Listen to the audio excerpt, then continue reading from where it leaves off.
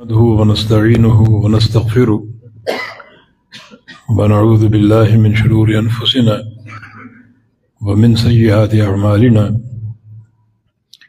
من يهده الله فلا مضل له ومن يضلله فلا هادي له وأشهد أن لا إله إلا الله وحده لا شريك له وأشهد أن محمدا عبده ورسوله يا أيها الذين آمنوا اتقوا الله حق تقاته ولا تموتن إلا وأنتم مسلمون يا أيها الناس اتقوا ربكم الذي خلقكم من نفس واحدة وخلق منها زوجها وبث منهما رجالا كثيرا ونساء واتقوا الله الذي تساءلون به والأرحام إن الله كان عليكم رقيبا يا أيها الذين آمنوا اتقوا الله وقولوا قولا سديدا يصلح لكم أعمالكم ويغفر لكم ذنوبكم ومن يطع الله ورسوله فقد فاز فوزا عظيما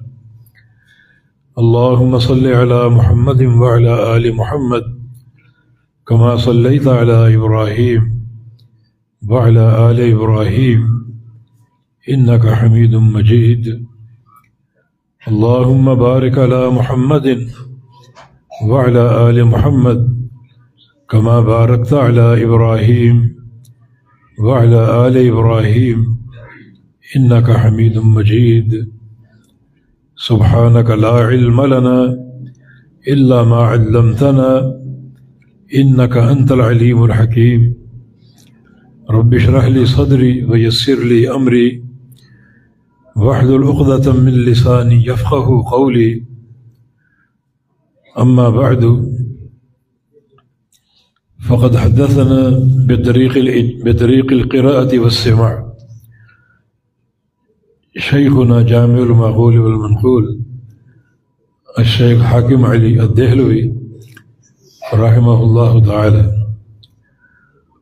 وهو يروي عن عدة مشايخ الشيخ أحمد الله بردابغڑی والشيخ عبید الله الرحماني والشيخ شرف الدين الدهلوي وأجازنا شيخ العرب والعجم العلامة بديع الدين شاه الراشدي رحمه الله تعالى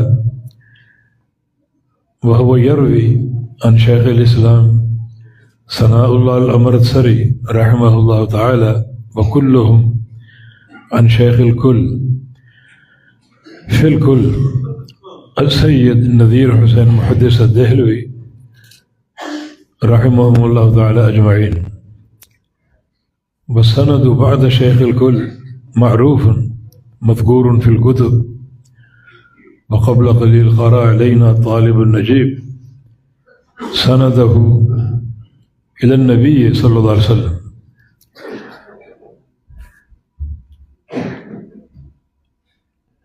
الإمام البخاري رحمه الله تعالى إمام الدنيا في الحديث وسيد الفقهاء والمحدثين يقول في آخر كتابه صحيح البخاري باب قول الله تعالى ونضع الموازين القسط ليوم القيامة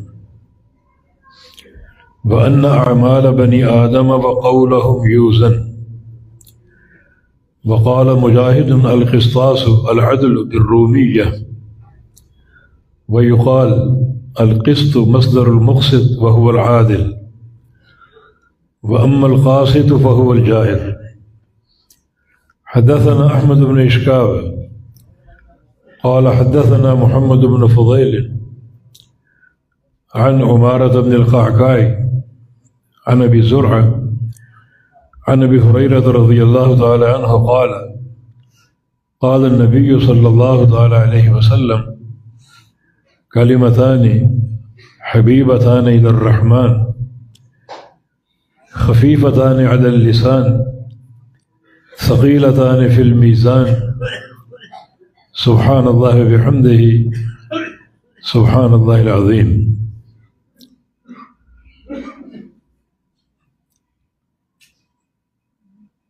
وہ شجرہ مبارکہ جس کا آغاز اور جس کی بنیاد بڑے ہی تقویٰ کے ہاتھوں ہوئی، آج اسے ایک تناور درخت کی طرح دیکھ کر ایک روحانی سکون، مسرت اور خوشی حاصل ہو رہی ہے۔ بنیاد میں جو تقویٰ کے ہاتھ تھے اس میں ہمارے حاجی اسماعیل میمن رحمہ اللہ تعالی اور مولانا یوسف زبیدی رحمہ اللہ تعالی، اور سنگ بنیاد کے موقع پر شیخ العرب والعجم علامہ بدیع الدین شاہ راشدی رحمہ اللہ تعالی۔ تو جو عمارت تقویٰ پر قائم ہو بڑی دیر پا ہوتی ہے اور بڑے اس کے ثمرات برآمد ہوتے ہیں۔ تو یہ جامعہ کی عمارت بھی تقویٰ کے ہاتھوں شروع ہوئی، اور آج یہ رونق طلباء کا ایک جمع غفیر اور علماء کرام کا تشریف لانا اس عمارت کی پائیداری، پختگی، رفعت اور مضبوطی کی دلیل ہے۔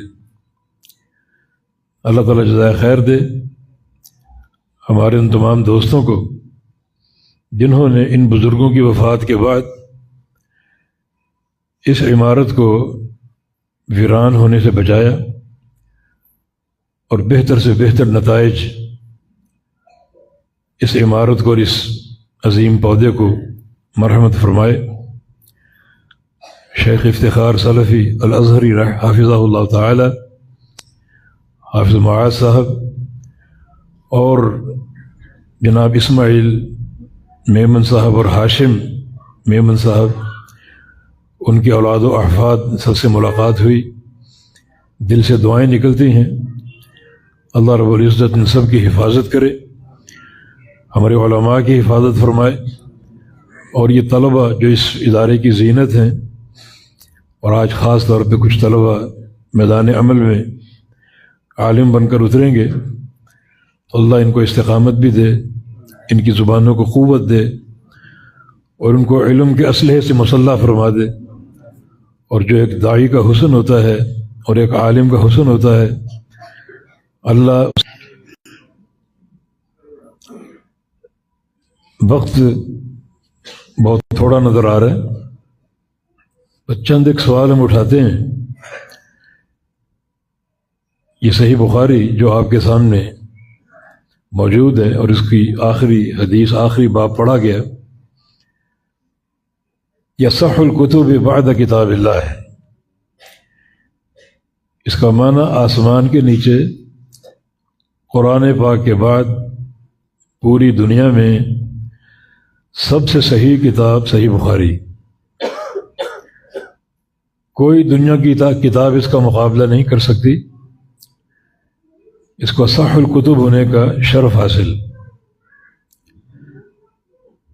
وجہ اس کی یہ ہے کہ امام بخاری رحمہ اللہ نے حدیث کی اسانید کے تعلق سے ایک اضافی ذمہ داری اپنے اوپر قائم کی، اور وہ ہے ہر طبقہ سند میں سند کے اتصال کو ثابت کرنا۔ حدیث کی سند متصل ہونا ضروری ہے، اگر سند کا سلسلہ ٹوٹ جائے، منقطع ہو جائے، تو وہ حدیث ضعیف ہے۔ تو سند کا اتصال ضروری ہے صاحب کتاب سے لے کر نبی علیہ السلام تک۔ جو عامت المحدثین ہیں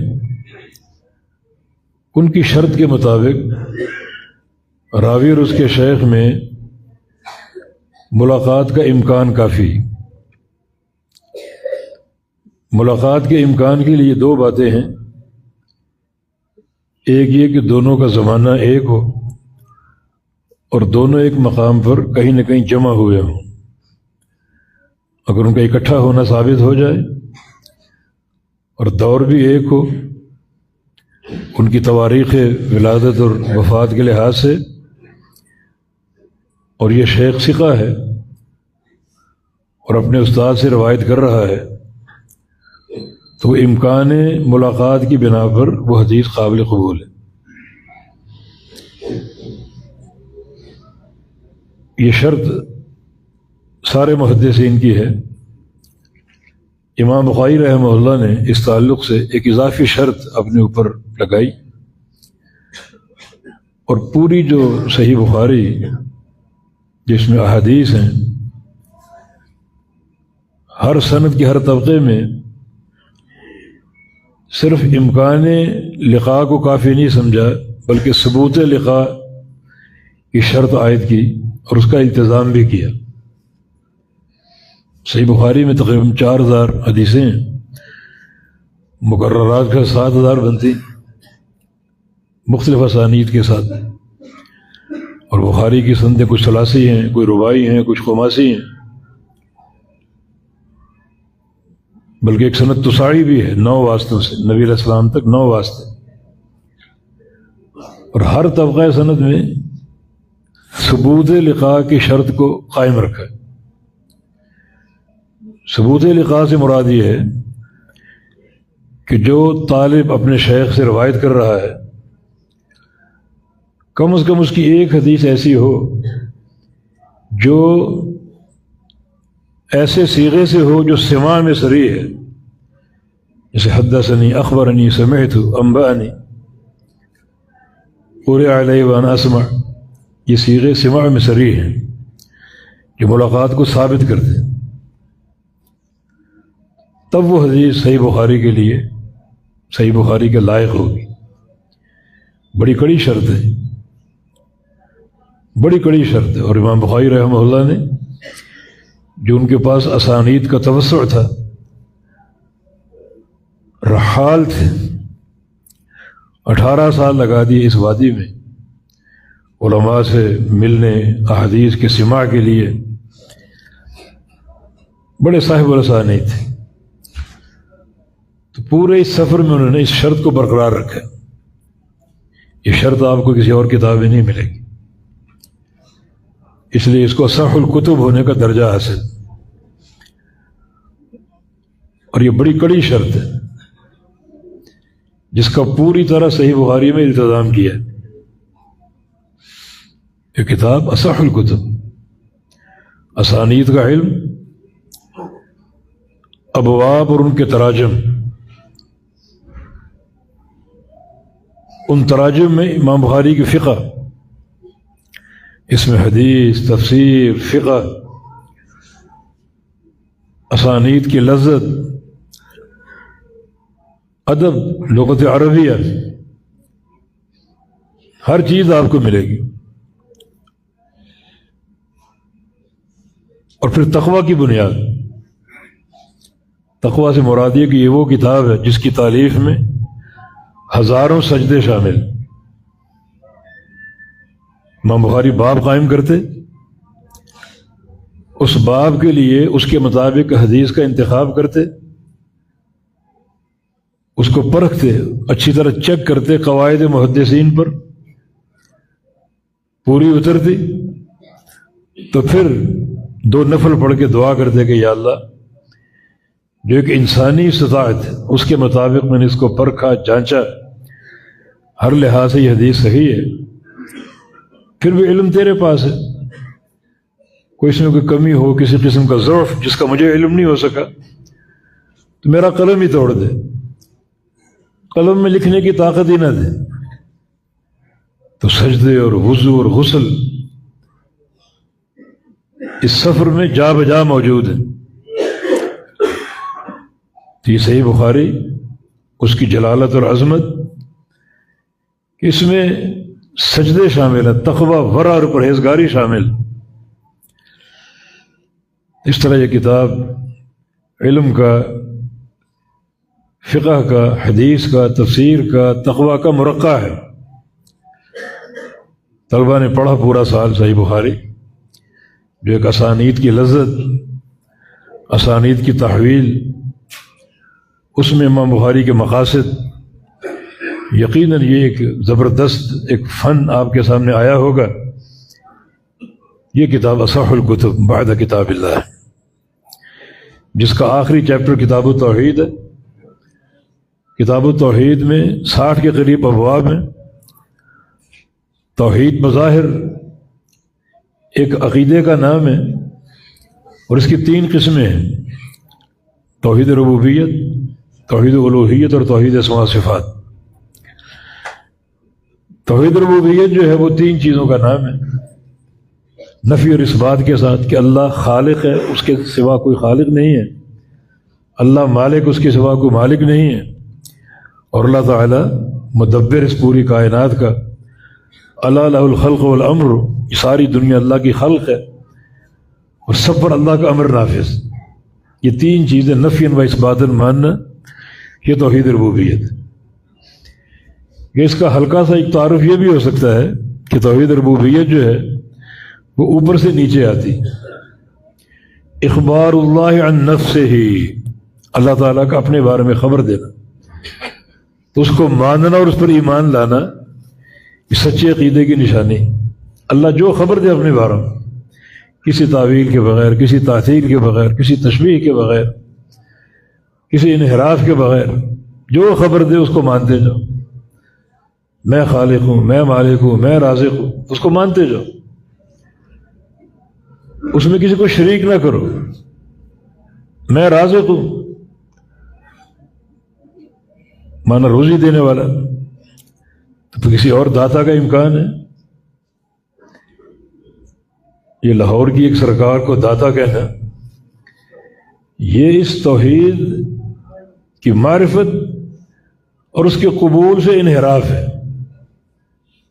شرک ہے. یہ شرک کرنے والا کافر ہے. بہت تھوڑے لوگ عقیدے کی سلامتی پر فائز.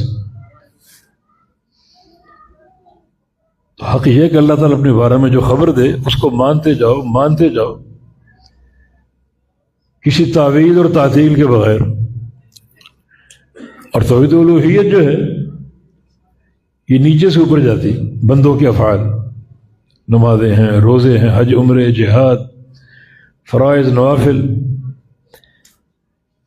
ان میں الوہیت کی اساس ہونی چاہیے کہ اللہ ان ساری عبادات کا مستحق ہے. کتاب التوحید کا موضوع نہ توحید ربوبیت نہ توحید الوہیت، بلکہ اس کا موضوع توحید اسماء و صفات ہے. اللہ کے پیارے پیارے نام، اللہ کے پیارے پیارے صفات، اللہ تعالیٰ کے پیارے پیارے افعال، یہ کتاب التوحید کا موضوع ہے. 60 کے قریب ابواب ہیں. امام بخاری رحمہ اللہ نے کتاب التوحید سب سے آخر میں ذکر کی. اس میں ایک علم دیا آپ کو کہ انسان کا خاتمہ توحید پر ہونا چاہیے. دنیا سے جائے تو توحید خالص کو لے کر جائے. من کان آخر کلامہ لا الہ الا اللہ دخل الجنہ، جس کو اللہ تعالیٰ موت سے قبل لا الہ الا اللہ پڑھنے کی توفیق دے دے وہ جنتی. لیکن عزیزان گرامی، پڑھنا کافی نہیں. صحیح مسلم کی ایک حدیث اس کی وضاحت کرتی ہے: من مات وهو يعلم انه لا الہ الا اللہ دخل الجنہ. جس بندے کی موت لا الہ الا اللہ کے پڑھنے پر نہیں بلکہ اس کے علم پر آئے، پڑھنا بھی ہے ساتھ علم بھی کہ لا الہ الا اللہ کیا ہے، اس کو علم، اس کے علم کے ساتھ دنیا سے جائے، وہ جنتی. پڑھنے والے بہت ہیں لیکن فہم کے بغیر، علم کے بغیر نہیں. جو علم ہے لا الہ الا اللہ کا وہ ساتھ موجود ہو.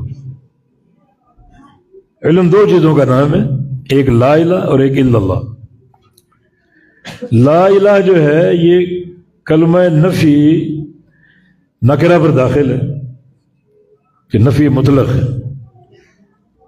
نفی مطلق کی حقیقت کو پہچانو کہ کوئی معبود نہیں ہے کہیں بھی نہیں، نہ کوئی اوپر، نہ کوئی نیچے، نہ کوئی زندہ، نہ کوئی مردہ، نہ کوئی آستانے والا، نہ کوئی قبر و قبوں والا،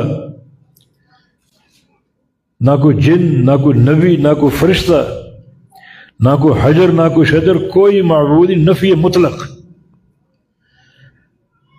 اور الا اللہ یہ اس بات مقید ہے، الوہیت ایک ذات کے لیے ثابت کر رہا ہے اور وہ ذات اللہ کی. تو کوئی معبود نہیں ہے کہیں بھی، صرف ایک معبود حق و اللہ تعالیٰ. یہ اس کلمے کا علم، خالی علم مطلوب نہیں بلکہ علم کے ساتھ اندر تصدیق و تصدیق جازم، یقین کامل اور زندگی بھر کا عمل اس اقرار اور علم کے مطابق ہو. عبادت ایک اللہ کی، سجدہ ایک اللہ کا، مشکل کشا ایک اللہ، حاجت روا ایک اللہ، شفا دینے والا ایک اللہ، اولاد دینے والا ایک اللہ، کسی شے میں کوئی شریک نہ ہو. یہ علم ہے لا الہ الا اللہ کا. اس میں ادراک، معرفت، یقین کامل، تصدیق جازم کی ضرورت. یہ کلمہ ایسا نہیں کہ اس کو روایتی انداز سے پڑھ دو کافی ہو جائے گا. یہ پڑھنا پورے فہم کے ساتھ، پورے فہم کے ساتھ. تکلفات کی ضرورت نہیں ہے کہ کلمے کا ورد کرو اجتماعی، گٹھلیوں پر کرو، بتیاں بجھا کر کرو اور سینے پر ضربے مار کر کرو. یہ نہیں، یہ سب تکلفات عبث لا یعنی فضول. اصل کلمے کا علم ہے اور علم پر یقین کی بنیاد ہے، تصدیق جازم کی بنیاد ہے، پھر وہ قابل قبول ہے. تو ان ساری چیزوں کے ساتھ جو بندہ دنیا سے جائے گا اس عقیدہ توحید کو لے کر، وہ جنت میں داخل ہوگا. امام بخاری رحمہ اللہ کا کتاب التوحید کو اپنی صحیح کے آخر میں لانا اسی نقطے کی نشاندہی کرتا ہے کہ توحید ہر لحظے کی ضرورت، ہر لمحے کی ضرورت. انسان موحد ہو، دن میں، رات میں، سفر میں، حضر میں، تنہا ہو تو، جماعت میں ہو تو، صحت ہو، مرض ہو، تمنگری ہو، فقر ہو، ہر حال میں توحید بندے کی ضرورت ہے.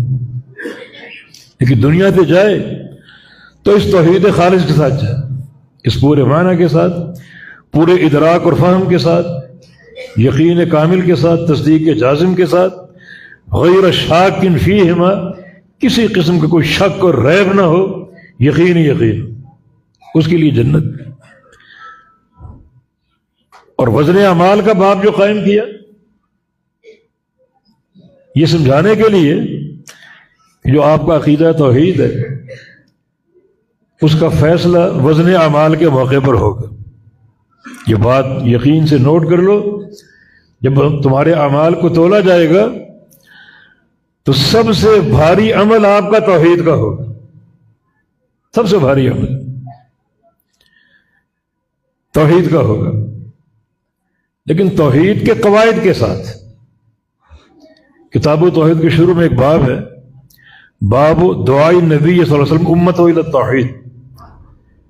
نبی علیہ السلام کا اپنی امت کو توحید کی طرف بلانا، توحید کی دعوت دینا،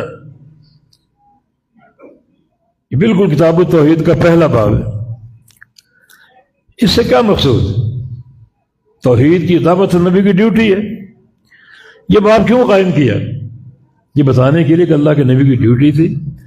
آپ نے توحید کی دعوت دی، جن قواعد کے ساتھ دی وہی قواعد معتبر ہیں، وہی قواعد. دعوت توحید کے لیے، فہم توحید کے لیے آپ کے مرضی کے قواعد نہیں چلیں.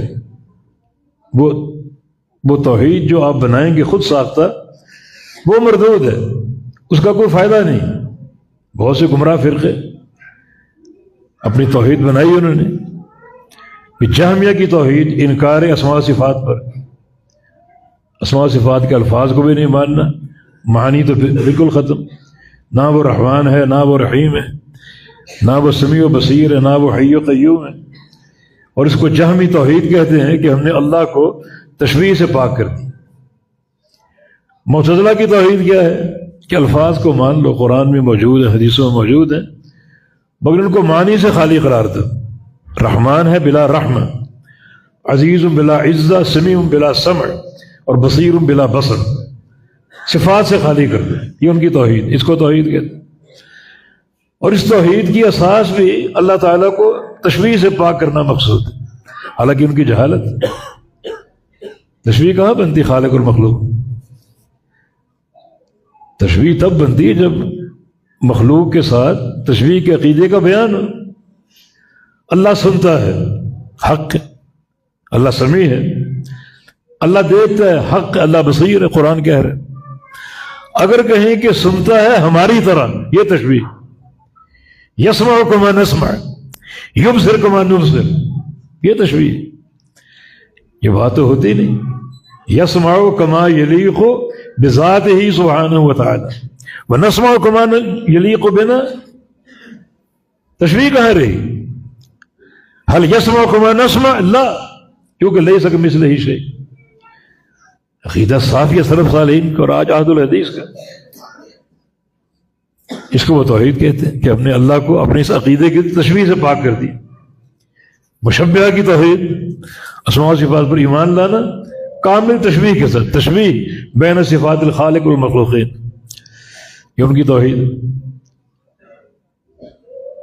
بعد میں پھر اشاعرہ ماتریدیہ ہے، انہوں نے اسماء و صفات کے باب کو پوری طرح پلید کرنے کی کوشش کی، بقول ابن قیم رحمہ اللہ کے۔ جو جہمیہ کی تعطیل ہے اس سے بدتر اشاعرہ ماتریدیہ کی تعویل ہے۔ جہمیہ چٹے ننگر کافر ہے، حق سے خارج ہے، ان کا ہم کو علم ہے، اسماء و صفات کو نہیں مانتے، مگر یہ مان کر انکار کرتے، صفوں میں داخل اور خارج ہیں، قبول کر کے نفی کرتے ہیں۔ اسماء حق ہیں، صفات حق ہیں، مگر کیسی؟ جیسی ہم پیش کریں، جیسے ہم پیش کریں۔ خطرناک سازش ہے، خطرناک سازش ہے۔ جس کا معنی اللہ کو مانو، وہ اللہ نہیں جو قرآن حدیث نے پیش کیا، وہ اللہ جس کو ہم نے پیش کیا اس کو مانو۔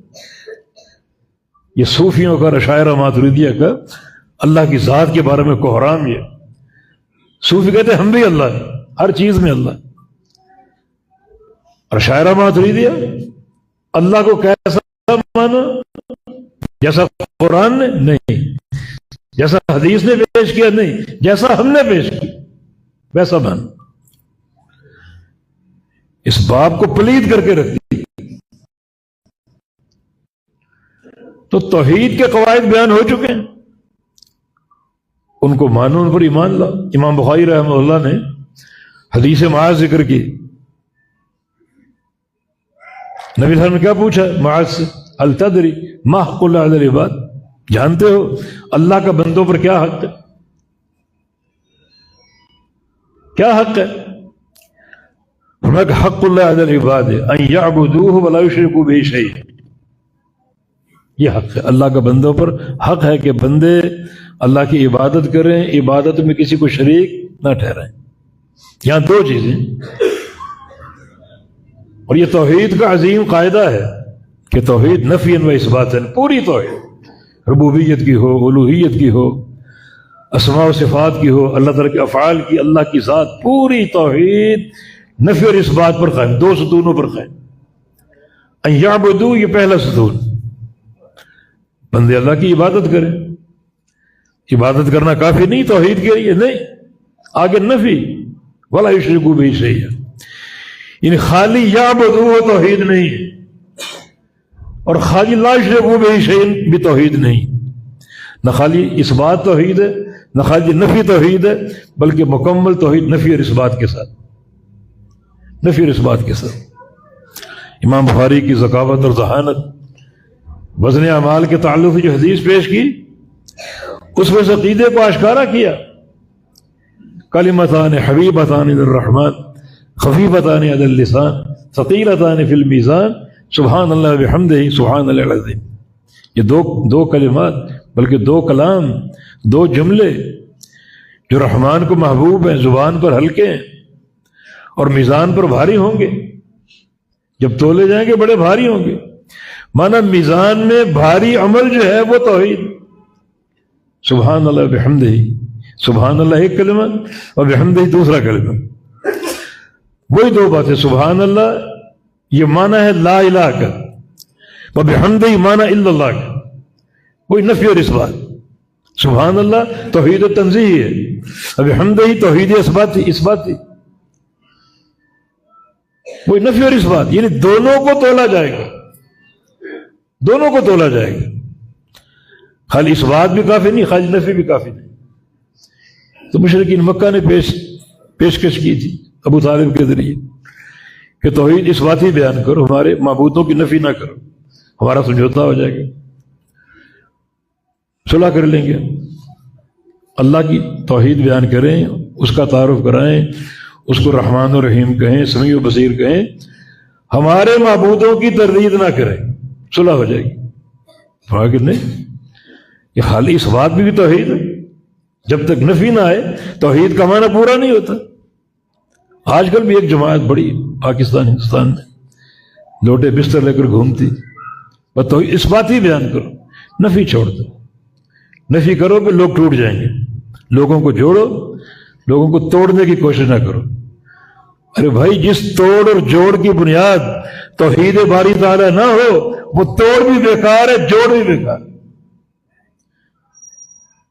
اصل چیز تو اللہ کی توحید ہے، نفی و اثبات، نفی و اثبات. تو سبحان اللہ بھی تولا جائے گا، بحمدہ بھی تولا جائے گا.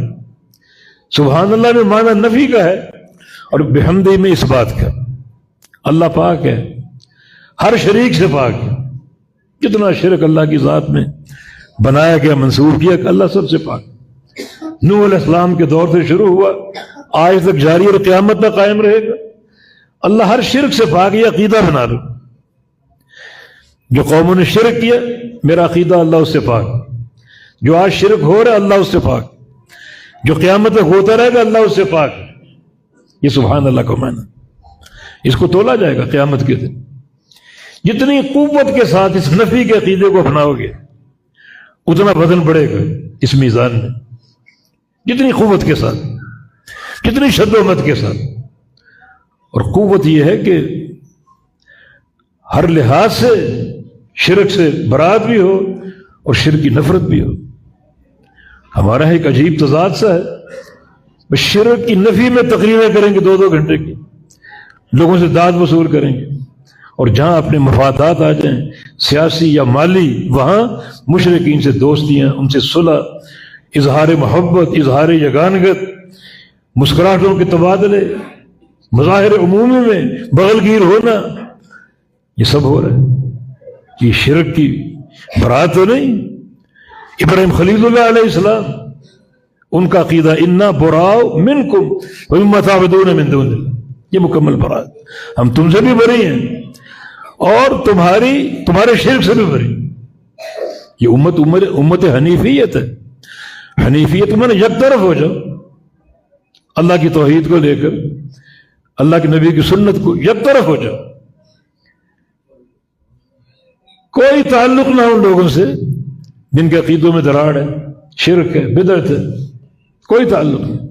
ہاں، تعلق دعوت اپنے اصولوں پر چل سکتا ہے، لیکن یہ محبت، یہ مسکراہٹوں کے تبادلے، شرک کی مذمت بھی ہو، مشرکین سے محبت بھی ہو، یہ ایک ایسا تضاد ہے عقیدے کے باب میں جو قابل قبول نہیں.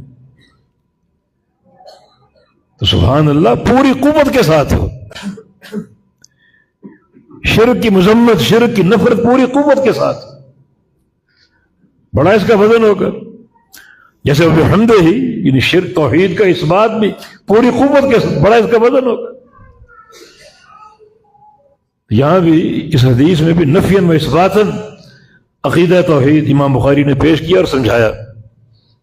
یہ توحید کا اہم ترین قاعدہ ہے، ہر باب میں جاری ہے، ربوبیت میں، الوہیت میں، اسماء و صفات، ہر باب میں جاری.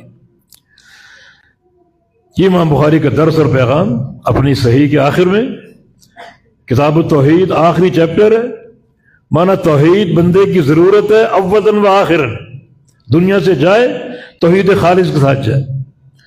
اگر شرک کے ساتھ گیا، وہ شرک ایک ذرے کے برابر کیوں نہ ہو، بڑی مار پڑے گی، پھر نجات کی کوئی صورت نہیں ہے. شرک کا مسئلہ ایسا ہے کہ چھوٹا شرک اور بڑا شرک دونوں برابر. گناہوں میں صغائر اور کبائر کی تقسیم ہے، شرک میں نہیں. شرک چھوٹا ہو ذرے کے برابر، بڑا ہو پہاڑ کے برابر، باعتبار شرک ہونے کے دونوں برابر. اب پھر وزن بعد میں دیکھا جائے گا، لیکن شرک ہونے کے اعتبار سے دونوں برابر.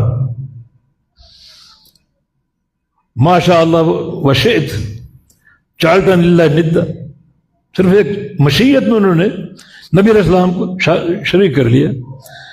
فرمایا کہ مت کہو یہ ما شاء اللہ وحدہ اجعلتنی للہ عدلا، تم نے جو اللہ کے برابر کر دیا. ایک صورت شرک کی اور کہاں پورے اللہ کی برابری، مانا دونوں برابر ہیں برائی کے اعتبار سے. تو بالکل اپنے عقیدے کو توحید کو خالص بنا لو اور خالص توحید لے کر دنیا دے جاؤ. یہ کامیابی کا مدار اور کامیابی کی اساس. وزن اعمال کا جب مرحلہ آئے گا، اعمال تولے جائیں گے، تمہارا سب سے بھاری عمل عقیدہ توحید. نوح علیہ السلام دنیا سے گئے، بیٹے کو وصیت کرتے ہوئے گئے، اوصی کا لا الہ الا اللہ، میرے بیٹے تجھے وصیت کرتا ہوں لا الہ الا اللہ کی. وہ کلمہ جس کو میں نے 950 سال تک پیش کیا، مشن بنا کر امت کو سمجھایا، 950 سال دنیا سے جا رہا ہوں، یہ علم آپ کے ہاتھ میں لے کر جا رہا ہوں، اس کلمہ توحید کی علم کو. اور کہا کہ بیٹا یہ کلمہ کیا ہے لا الہ الا اللہ. لو وضعت السماوات السبع والارضون السبع فی کفۃ وضعت لا الہ الا اللہ فی کفۃ اخرى فرجعت بہن لا الہ الا اللہ. ساتوں آسمان ساتوں زمینیں ترازو کے پلڑے میں ڈال دی جائیں، دوسرے پلڑے میں اکیلا لا الہ الا اللہ ہو، تو یہ پلڑا لا الہ والا بھاری ہوگا، اور اس کے مقابلے میں ساتوں آسمان بھی ہلکے اور ساتوں زمینیں بھی ہلکی. یہ وزن ہے اس کا. چھوٹا سا کلمہ سبحان اللہ نصف المیزان والحمد للہ تملأ، یہ توحید کے کلمات اللہ کے میزان کو بھر دینے والے. مسند احمد کی حدیث، جو بندے کو بلایا جائے گا اللہ مشہد الخلائق حساب و کتاب کے لیے آ رہے وہ، اور 99 اس کے گناہوں کے دفتر کھلے پڑے، 99 رجسٹر سارے تا حد نگاہ لمبے چوڑے اور گناہوں سے بھرے ہوئے، نیکی کوئی بھی نہیں. آ رہا کپ کپاتے ہوئے، اپنی موت اپنی بربادی کو یقینی سمجھتے ہوئے. اللہ فرمایا کہ میرے بندے آ کر دیکھ لے اپنے اعمال. حل ظلمہ کا حفاظت تھی، کسی گناہ کو لکھنے میں فرشتے نے کچھ زیادتی تو نہیں کی. کہا کہ لا یا رب نہیں. حل دیکھو عذر، کسی گناہ پر عذر پیش کر سکتے ہو؟ فرشتوں نے لکھا ہو تمہارے پاس کوئی عذر؟ لا یا رب عذر بھی کوئی نہیں. اور فرشتے کہیں کہ چلو جہنم کی طرف. قیامت کا حساب بڑا تیز ہے، کیا تولو گے؟ گناہ ہی گناہ، نیکی ایک بھی نہیں، کیا تولو گے؟ چلو جہنم کی طرف. تب اللہ فرمائے گا میرے بندو لا تعجلوا اللہ عبدی، میرے فرشتوں میرے بندے پر جلدی نہ کرو، اس کو واپس لاؤ. بلا ان عندی لہو حسنہ، اس کی ایک نیکی میرے پاس رکھی ہوئی، میں نے سنبھالی ہوئی، لے کر